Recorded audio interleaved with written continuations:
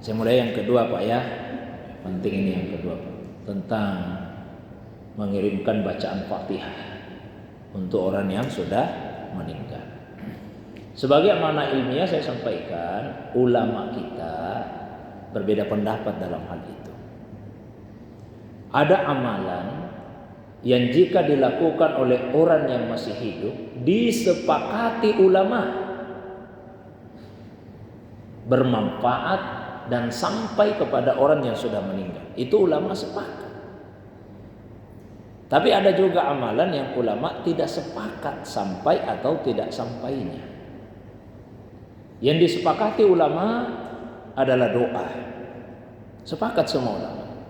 Kalau orang yang masih hidup, kita ini masih hidup, berdoa kepada Allah untuk orang yang sudah meninggal, sepakat semua ulama itu bermanfaat. Karena Nabi sendiri melakukan itu. Nabi misalnya biasa membaca doa, Allahumma ghafir li hayyina wa mayyitina. Ya Allah, ampuni dosa kami yang masih hidup, ampuni juga dosa yang sudah meninggal. Itu doanya Nabi. Nah, khatib Jumat biasa kalau khutbah kedua baca doa, Allahumma ghafir lil muslimina wal muslimat wal mu'minina wal mu'minat al ahya'i minhum wal amwat innaka sami'un qaribun mujibu da'awat ya qadiyal hajat. Ya Allah, ampuni dosa orang Islam laki-laki, orang Islam perempuan, orang beriman laki-laki, orang beriman perempuan yang masih hidup di antara mereka dan yang sudah meninggal. Sesungguhnya Engkau Maha mendengar, Maha dekat, mengabulkan doa dan memenuhi hajat. Itu doa. Sepakat semua ulama, doa orang yang masih hidup bermanfaat untuk yang sudah meninggal. Asal kita ikhlas. Idza shallaitum 'alal mayyit fa akhlisu lahu ad-du'a. Apabila kalian mensalati orang yang meninggal, maka ikhlaskanlah doamu untuknya. Yang kedua, yang berdoa dan yang didoakan sama-sama orang Islam. Itu sepakat. Nah, yang beda ulama kita kalau yang meninggal itu bukan orang Islam. Ada ulama yang mengatakan tidak bermanfaat. Ulama lain mengatakan boleh didoakan, tapi doanya bukan doa supaya diampuni. Tidak bisa kalau pengampunan, dilarang Allah dalam Al-Quran. Maka lin nabi walladzina amanu ayyastaghfiru lil musyrikin walau kanu uli qurba min ba'di ma tabayyana lahum annahum ashabul jahim. Tidak pantas bagi seorang nabi. Nabi pun dinyatakan tidak pantas. Tidak pantas bagi orang-orang yang beriman meminta pengampunan kepada Allah untuk orang-orang musyrik, sekalipun keluarga dekat, karena sudah pasti mereka itu penghuni neraka. Jadi doa apa yang bisa? Doa tarahum. Ya, semoga disayang Allah. Doa supaya diringankan siksanya. Sudah pasti disiksa ini. Jadi kita bisa minta, ya Allah ringankan siksanya. Tidak bisa ampuni dosanya, jauhkan dari neraka, masukkan ke surga, tidak bisa. Nah, tapi kan kita tidak bahas itu. Ini sama-sama kita orang Islam, silakan Pak doakan. Itu disepakati. Nah, tapi kalau bacaan Al-Quran, ulama beda pendapat. Apakah itu bermanfaat atau tidak? Ada ulama yang mengatakan tidak. Alasannya diantaranya di dalam Al-Quran Allah berfirman, wa allaisa lil insan illa ma sa'a. Seseorang tidak memiliki kecuali apa yang dia usahakan. Jadi siapa yang membaca Al-Quran itu usahanya, dia yang dapat pahalanya, bukan orang lain. Kemudian tadi alasannya, Nabi tidak pernah mengirimkan bacaan Fatihah misalnya, ya, kepada istrinya Khadijah yang sudah wafat sebelumnya, atau kepada kaum muslimin yang lainnya. Nah, itu alasannya.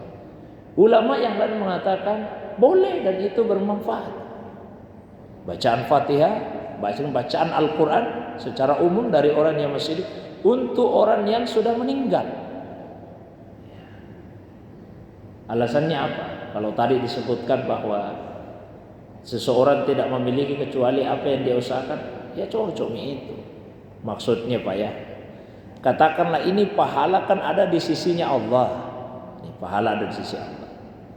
Lalu kemudian saya baca Al-Quran, maka kemudian pahala yang ada di sisi Allah itu diberikan ke saya. Ini pahalamu. Kira-kira bahasa manusianya begitu supaya gampang Pak dipahami. Karena sudah milik saya, terserah saya. Mau untuk saya boleh, saya mau kirimkan ke orang lain juga boleh. Karena sudah jadi milik saya. Yang tidak boleh itu sebelum menjadi milik saya. Terus kalau alasannya Nabi tidak pernah lakukan, tunggu dulu Pak. Yang disebut dengan bid'ah itu bukan yang tidak pernah Nabi lakukan. Jadi bid'ah itu bukan yang tidak pernah Nabi lakukan. Banyak itu yang Nabi tidak lakukan, kita lakukan. Jadi bukan bid'ah yang Nabi tidak pernah lakukan. Bid'ah itu apa? Bid'ah itu yang tidak ada dalilnya. Sekalipun tidak pernah Nabi lakukan, kalau ada dalilnya boleh kita lakukan. Dan dalil itu dari segi cakupannya dua macam. Ada dalil umum, ada dalil khusus. Masalah sebagian orang sekarang ini karena menuntut dalil khusus dalam semua persoalan. Padahal sebetulnya sudah cukup kalau ada dalil umumnya, cukup dengan dalil umum itu. Tidak mesti ada dalil pada setiap rincian persoalan. Contoh Pak, kalau misalnya ada yang katakanlah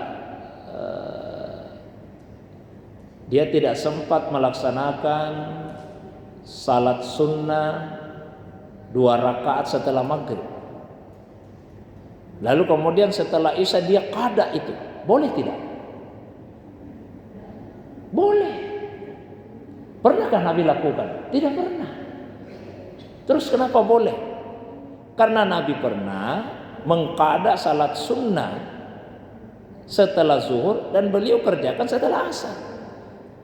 Itu jadi dalil umum, berarti yang kasusnya sama juga bisa. Jadi jangan lagi kita menuntut yang boleh itu yang pernah saja. Kalau yang setelah maghrib kan tidak pernah Nabi lakukan. Inilah yang namanya Pak, kita ambil kesimpulan umum. Jadi dalil umum, maka rincian-rincian persoalan yang sama dengan itu masuk di dalamnya. Atau seperti ini, orang kan biasa berlomba-lomba untuk melaksanakan umrah Ramadan. Padahal Nabi itu tidak pernah umrah Ramadan. Tidak pernah Nabi umrah Ramadan. Yang Nabi lakukan itu umrah di bulan Zulkaidah. Sekarang bulan Zulkaidah ini Pak, tanggal 1-nya bulan Zulkaidah hari ini. Jadi yang Nabi lakukan itu umrah di bulan Zulkaidah. 3 kali beliau umrah di bulan Zulkaidah. Dan 1 kali umrah yang bersamaan dengan hajinya. 4 kali Rasulullah umrah dalam semua hidupnya. Tidak pernah sekalipun umrah Ramadan. Tapi ada dalilnya secara ucapan.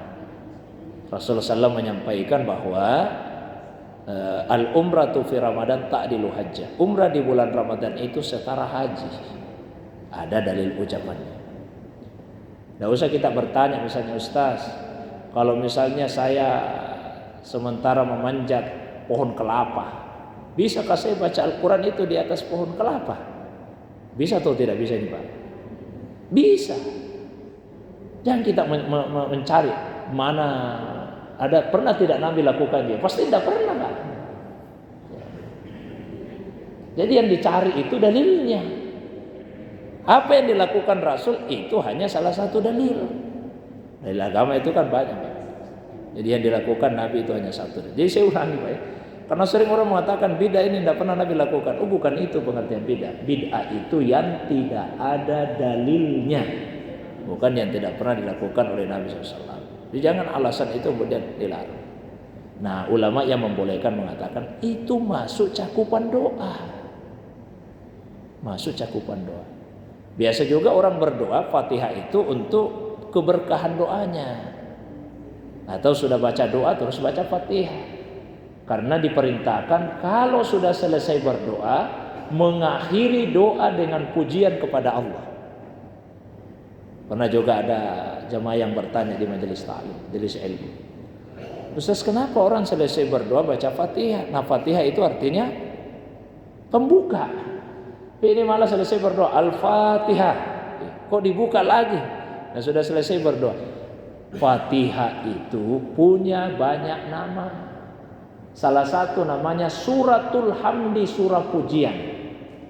Kalau ingin memuji Allah secara utuh, bacalah surah Al-Fatihah. Itulah pujian yang utuh kepada Allah. Kita ucapkan Alhamdulillah, itu pujian. Baca surah Al-Fatihah utuh, itu pujian yang utuh kepada Allah. Kan di Al-Quran disebut, wa akhiru da'wahum anil hamdulillahi rabbil alamin. Akhir doa mereka itu alhamdulillahi rabbil alamin. Dianjurkan itu Pak, menutup doa dengan memuji Allah. Baca Fatihah. Udah berdoa baca surah Al-Fatihah. Tapi yang jelas ini masalah khilafiyah. Tapi saya pribadi lebih cenderung kepada pendapat ulama yang mengatakan itu boleh dan bermanfaat. Kalau Imam An-Nawawi ada sarannya begini. Kalau sudah selesai baca Quran, berdoa kepada Allah. Sudah selesai baca Quran atau sebelum baca Quran berdoa. Doanya bagaimana? Allahumma ausil misla sawabi ma qara'tuhu ila fulan. Ya Allah, sampaikanlah pahala dari bacaan saya sebagaimana pahala saya yang membacanya.